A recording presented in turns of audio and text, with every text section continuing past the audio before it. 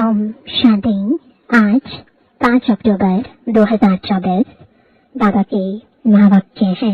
मीठे बच्चे, बाबा आया है तुम बच्चों से दुख धाम का संन्यास कराने। यही है बेहद का संन्यास। प्रश्न है, उन सन्यासियों के संन्यास में और तुम्हारे संन्यास में मुख्य अंतर क्या है? उत्तर है, वे सन्यासी घर बार छोड़कर जंगल में जाते, लेकिन तुम घर बार छोड़कर जंगल में नहीं जाते हो। घर में रहते हुए सारी दुनिया को कांटों का जंगल समझते हो। तुम बुद्धि से सारी दुनिया का संन्यास करते हो। ओम शांति। रूहानी बाप बैठ रूहानी बच्चों को रोज रोज समझाते हैं, क्योंकि आधा कल्प के बेसमझ है ना, तो रोज रोज समझाना पड़ता है। पहले पहले तो मनुष्य को शांति चाहिए। आत्माएं सब असल रहने वाली भी शांति धाम की है। बाप तो है ही सदैव शांति का सागर। अभी तुम शांति का वर्षा प्राप्त कर रहे हो। कहते हैं ना, शांति देवा, अर्थात हमको इस सृष्टि से अपने घर शांति धाम में ले जाओ अथवा शांति का वर्षा दो। देवताओं के आगे अथवा शिव बाबा के आगे यह जाकर कहते हैं कि शांति दो, क्योंकि शिव बाबा है शांति का सागर। अभी तुम शिव बाबा से शांति का वर्षा ले रहे हो। बाप को याद करते करते तुमको शांति धाम में जाना है जरूर। नहीं याद करेंगे तो भी जाएंगे जरूर। याद इसलिए करते हो कि पापों का बोझा जो सिर पर है वह खत्म हो जाए। शांति और सुख मिलता है एक बाप से, क्योंकि वह सुख और शांति का सागर है। वह चीज ही मुख्य है। शांति को मुक्ति भी कहा जाता है और फिर जीवन मुक्ति और जीवन बंध भी है। अभी तुम जीवन बंध से जीवन मुक्त हो रहे हो। सतयुग में कोई बंधन नहीं होता है, गाया भी जाता है सहज जीवन मुक्ति व सहज गति सदगति। अब दोनों का अर्थ तुम बच्चों ने समझा है। गति कहा जाता है शांति धाम को, सदगति कहा जाता है सुख धाम को। सुख धाम शांति धाम, फिर यह है दुख धाम। तुम यहाँ बैठे हो। बात कहते हैं, बच्चे शांति धाम घर को याद करो। आत्माओं को अपना घर भूला हुआ है। बाप आकर याद दिलाते हैं, समझाते हैं, हे रूहानी बच्चों, तुम घर जा नहीं सकते हो जब तक मुझे याद नहीं करेंगे। याद से तुम्हारे पाप भस्म हो जाएंगे। आत्मा पवित्र बन फिर अपने घर जाएगी। तुम बच्चे जानते हो यह अपवित्र दुनिया है। एक भी पवित्र मनुष्य नहीं। पवित्र दुनिया को सतयुग, अपवित्र दुनिया को कलयुग कहा जाता है। राम राज्य और रावण राज्य। रावण राज्य से अपवित्र दुनिया स्थापन होती है। यह बना बनाया खेल है ना। यह बेहद का बाप समझाते हैं। उनको ही सत्य कहा जाता है। सत्य बातें तुम संगम पर ही सुनते हो, फिर तुम सतयुग में जाते हो। द्वापर से फिर रावण राज्य शुरू होता है। रावण अर्थात असुर ठहरा। असुर कभी सत्य नहीं बोल सकते, इसलिए इनको कहा जाता है झूठी माया, झूठी काया। आत्मा भी झूठी है तो शरीर भी झूठा है। आत्मा में संस्कार भरते हैं ना। 4 धातुएं है ना, सोना, चांदी, तांबा, लोहा। सब खाद निकल जाती है, बाकी सच्चा सोना तुम बनते हो इस युग बल से। तुम जब सतयुग में हो तो सच्चा सोना ही हो। फिर चांदी पड़ती है तो चंद्रवंशी कहा जाता है। फिर तांबे की, लोहे की खाद पड़ती है द्वापर कलयुग में। फिर योग से तुम्हारे में जो चांदी, तांबा, लोहा की खाद पड़ी है वह निकल जाती है।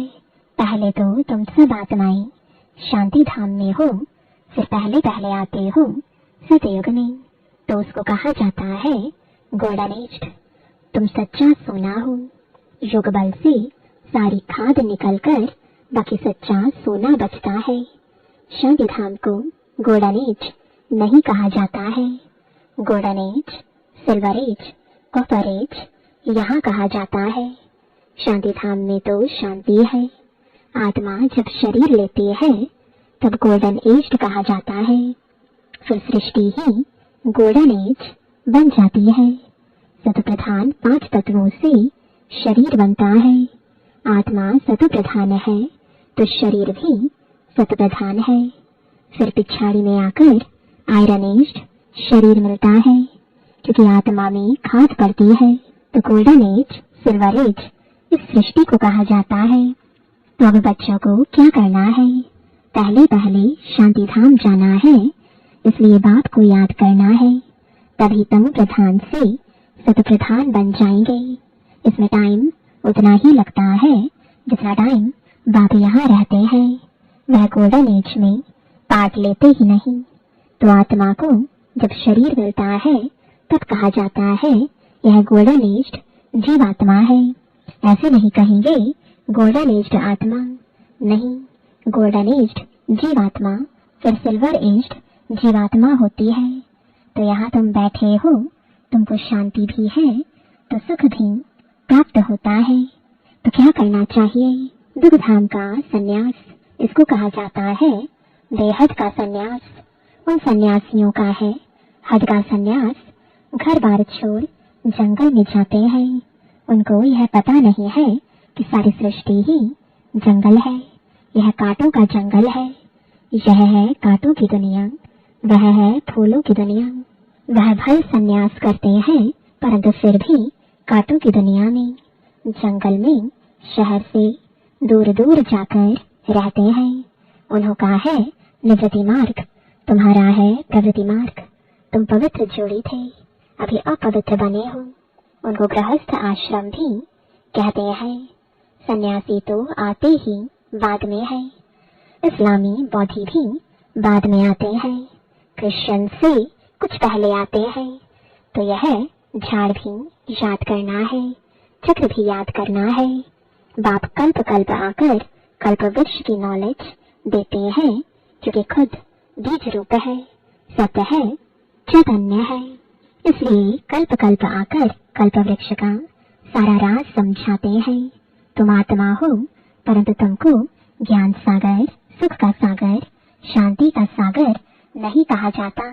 यह महिमा एक ही बाप की है जो तुमको ऐसा बनाते हैं। बाप की यह महिमा सदैव के लिए है। सदैव वह पवित्र है और निराकार है। सिर्फ थोड़े समय के लिए आते हैं पावन बनाने। सर्वव्यापी की तो बात ही नहीं। तुम जानते हो बाप सदैव वहाँ ही रहते हैं। भक्ति मार्ग में सदैव उनको याद करते हैं। सतयुग में तो याद करने की दरकार नहीं रहती है। रावण राज्य में तुम्हारा चिल्लाना शुरू होता है, वही आकर सुख शांति देते हैं। तो फिर जरूर अशांति में उनकी याद आती है। बाप समझाते हैं हर 5000 वर्ष बाद मैं आता हूँ। आधा कल्प है सुख, आधा कल्प है दुख। आधा कल्प के बाद ही रावण राज्य शुरू होता है। इसमें पहला नंबर मूल है देह अभिमान। उसके बाद ही फिर और विकार आते हैं। अब बाप समझाते हैं अपने को आत्मा समझो, देही अभिमानी बनो। आत्मा की भी पहचान चाहिए। मनुष्य तो सिर्फ कहते हैं आत्मा भ्रुकुटी के बीच चमकती है। अभी तुम समझते हो वह है अकाल मूर्त। उस अकाल मूर्त आत्मा का तख्त यह शरीर है। आत्मा बैठती भी भ्रुकुटी में है। अकाल मूर्त का यह तख्त है। सब चैतन्य अकाल तख्त है। वह अकाल तख्त नहीं जो अमृतसर में लकड़ी का बना दिया है। बाप ने समझाया है जो भी मनुष्य मात्र है सबका अपना अपना अकाल तख्त है। आत्मा आकर यहाँ विराजमान होती है। सतयुग हो या कलयुग हो, आत्मा का तख्त है ही यह।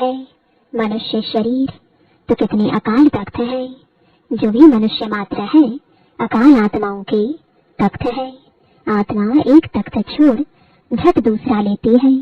पहले छोटा तख्त होता है, फिर बड़ा होता है। यह शरीर रूपी तख्त छोटा बड़ा होता है। वह लकड़ी का तख्त जिसको सिख लोग अकाल तख्त कहते हैं वह तो छोटा बड़ा नहीं होता। यह किसको भी पता नहीं है कि सब मनुष्य मात्र का अकाल तख्त यह भ्रुकुटी है। आत्मा अकाल है, कभी विनाश नहीं होती। आत्मा को तख्त भिन्न भिन्न मिलते हैं। सतयुग में तुमको बड़ा फर्स्ट क्लास तख्त मिलता है, उनको कहेंगे गोल्डन एज्ड तख्त। फिर उस आत्मा को सिल्वर, कॉपर, आयरन एज्ड तख्त मिलता है। फिर गोल्डन एज्ड तख्त चाहिए तो जरूर पवित्र बनना पड़े। इसलिए बाप कहते हैं माँ एकम याद करो तो तुम्हारी खाट निकल जाएगी, फिर तुमको ऐसा दैवी तख्त मिलेगा। अभी ब्राह्मण कुल का तख्त है, पुरुषोत्तम संगम युग का तख्त है। फिर मुझ आत्मा को यह देवताई तख्त मिलेगा। यह बातें दुनिया के मनुष्य नहीं जानते। देह अभिमान में आने के बाद एक दो को दुख देते रहते हैं, इसलिए इनको दुख धाम कहा जाता है। अब बाप बच्चों को समझाते हैं शांति धाम को याद करो जो तुम्हारा असली निवास स्थान है। सुख धाम को याद करो, इनको भूलते जाओ, इनसे वैराग्य। ऐसे भी नहीं सन्यासियों मिसल घर बार छोड़ना है। बाप समझाते हैं वह एक तरफ अच्छा है, दूसरी तरफ बुरा है। तुम्हारा तो अच्छा ही है, उनका हठ योग अच्छा भी है बुरा भी है। क्योंकि देवताएं जब वाम मार्ग में जाते हैं तो भारत को थमाने के लिए पवित्रता जरूर चाहिए, तो उसमें भी मदद करते हैं। भारत ही अविनाशी खंड है। बाप का भी आना यहाँ होता है, तो जहाँ पर बेहद का बाप आते हैं वह सबसे बड़ा तीर्थ हो गया ना। सर्व की सदगति बाप ही आकर करते हैं, इसलिए भारत ही ऊंचते ऊंच देश है। मूल बात बाप समझाते हैं बच्चे याद की यात्रा में रहो। गीता में भी मन मना भव अक्षर है, परंतु बाप कोई संस्कृत तो नहीं बतलाते हैं। बाप मन मना भव का अर्थ बताते हैं। देह के सब धर्म छोड़ अपने को आत्मा निश्चय करो। आत्मा अविनाशी है, वह कभी छोटी बड़ी नहीं होती। अनादि अविनाशी पाठ भरा हुआ है, ड्रामा बना हुआ है। पिछाड़ी में जो आत्माएं आती हैं उनका बहुत थोड़ा पार्ट है, बाकी टाइम शांति धाम में रहते हैं। स्वर्ग में तो आ ना सके, पिछाड़ी को आने वाले वहाँ ही थोड़ा सुख, वहाँ ही थोड़ा दुख पाते हैं। जैसे दिवाली पर मच्छर इतने ढेर निकलते हैं, सुबह को उठकर देखो तो सब मच्छर मरे पड़े होंगे। तो मनुष्यों का भी ऐसे है, पिछाड़ी में आने वाले की क्या वैल्यू रहेगी। जैसे जानवर मिसल ठहरे। तो बाप समझाते हैं यह सृष्टि का चक्र कैसे फिरता है। मनुष्य सृष्टि रूपी झाड़ छोटे से बड़ा, बड़े से छोटा कैसे होता है। सतयुग में कितने थोड़े मनुष्य, कलयुग में कितनी वृद्धि हो, झाड़ बड़ा हो जाता है। मुख्य बात बाप ने इशारा दिया है गृहस्थ व्यवहार में रहते माँ में कम याद करो। 8 घंटा याद में रहने का अभ्यास करो। याद करते करते आखिरी पवित्र बन बाप के पास चले जाएंगे तो स्कॉलरशिप भी मिलेगी। बाप अगर रह जाएंगे तो फिर जन्म लेना पड़े, सजाएं खाते हैं, फिर पद भी कम हो पड़ता है। हिसाब किताब चुकतो तो सबको करना है। जो भी मनुष्य मात्र है अभी तक भी जन्म लेते रहते हैं। इस समय देखेंगे भारतवासियों से क्रिश्चियन की संख्या ज्यादा है, वह फिर सेंसिबल भी है। भारतवासी तो 100% सेंसिबल थे, सो अब फिर नॉन सेंसिबल बन गए हैं, क्योंकि यही 100% सुख पाते हैं, फिर 100% दुख भी यही पाते हैं। वह तो आते ही पीछे हैं। बाप ने समझाया है क्रिश्चियन डिनाइस्टी का श्री कृष्ण डिनाइस्टी से कनेक्शन है। क्रिश्चियन ने राज्य छीना, फिर क्रिश्चियन डिनाइस्टी से ही राज्य मिलना है। इस समय क्रिश्चियन का जोर है, उन्हों को भारत से ही मदद मिलती है। अभी भारत भूख मरता है तो रिटर्न सर्विस हो रही है। यहाँ से बहुत धन, बहुत हीरे जवाहर आदि वहां ले गए हैं, बहुत धनवान बने हैं, तो अब फिर धन पहुंचाते रहते हैं, उनको मिलने का तो है नहीं, तो अब तुम बच्चों को तो कोई पहचानते नहीं है, अगर पहचानते तो आकर राय लेते। तुम हो ईश्वरीय संप्रदाय, जो ईश्वर की राय पर चलते हो, वही फिर ईश्वरीय संप्रदाय से दैवी संप्रदाय बनेंगे, फिर क्षत्रिय वैश्य शूद्र संप्रदाय बनेंगे। अभी हम सो ब्राह्मण हैं, फिर हम सो देवता, हम सो क्षत्रिय, हम सो का अर्थ देखो कितना अच्छा है। यह बाजोली का खेल है, जिसको समझना बहुत सहज है, परंतु माया भुला देती है, फिर दैवी गुणों से आसुरी गुणों में ले आती है। अपवित्र बनना आसुरी गुण है ना। अच्छा, मीठे मीठे सिकिलते बच्चों प्रति माता पिता बाप दादा का याद प्यार और गुड मॉर्निंग। रूहानी बाप की रूहानी बच्चों को नमस्ते, रूहानी बच्चों की रूहानी बाप दादा को गुड मॉर्निंग और नमस्ते। धारणा के लिए मुख्य सार है, पहला, स्कॉलरशिप लेने के लिए गृहस्थ व्यवहार में रहते कम से कम 8 घंटा बाप को याद करने का अभ्यास करना है। याद के अभ्यास से ही पाप कटेंगे और गोल्डन एज तख्त मिलेगा। दूसरा, इस दुख धाम से बेहद का वैराग्य कर अपने असली निवास स्थान शांति धाम और सुख धाम को याद करना है। देह अभिमान में आकर किसी को दुख नहीं देना है। वरदान है, कर्मों के हिसाब किताब को समझकर अपनी अचल स्थिति बनाने वाले सहज योगी भव। चलते चलते अगर कोई कर्मों का हिसाब किताब सामने आता है तो उसमें मन को हिलाओ नहीं, स्थिति को नीचे ऊपर नहीं करो। चलो आया तो परख कर उसे दूर से ही खत्म कर दो, अभी योद्धे नहीं बनो। सर्वशक्तिवान बाप साथ है तो माया हिला नहीं सकती। सिर्फ निश्चय के फाउंडेशन को प्रैक्टिकल में लाओ और समय पर यूज करो तो सहज योगी बन जाएंगे। अब निरंतर योगी बनो, युद्ध करने वाले योद्धे नहीं। स्लोगन है, डबल नाइट रहना है तो अपनी सर्व जिम्मेवारियों का बोझ बाप हवाले कर दो। ओम शांति।